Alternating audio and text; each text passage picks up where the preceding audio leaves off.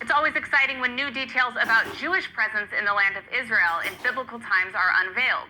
Well, archaeologists in northern Israel have discovered an immense underground hideout dug by Jewish villagers nearly 2,000 years ago at a time of revolt against the Roman Empire. More from ILTV's William Sharon.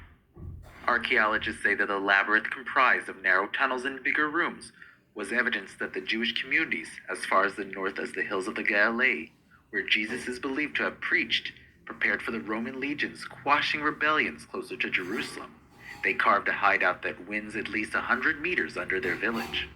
As we continued to excavate, we were amazed to see how big this complex is.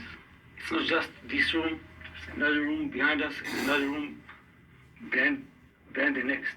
And we have a tunnel from room to room, and one tunnel goes to the right and the other goes to the left.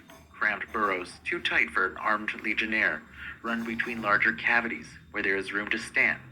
Gather and store precious goods, the cave system was designed to save entire families. Now, in a complex, underground complex, from the time of the second Jewish revolt against the Romans, in the first half of the second century AD,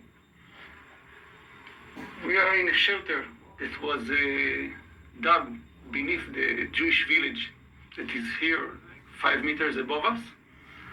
And it was dug for families to hide while the Romans are here. And because they feared for their life, for their children. It's very exciting for me as an archaeologist.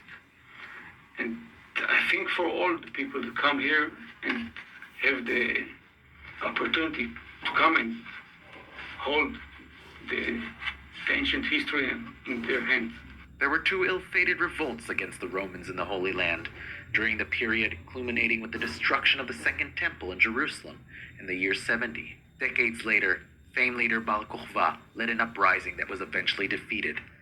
Similar hideouts from that time have been found in the foothills of Jerusalem, along with evidence of the destroyed villages. But this was the first Bar Kokhba-era hideout of such scope to be unearthed, much further north.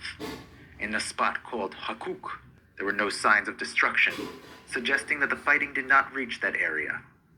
There are still more burrows to be cleared from the dirt and more artifacts that offer a glimpse into the life of the Holy Land 2,000 years ago. Let's take a look at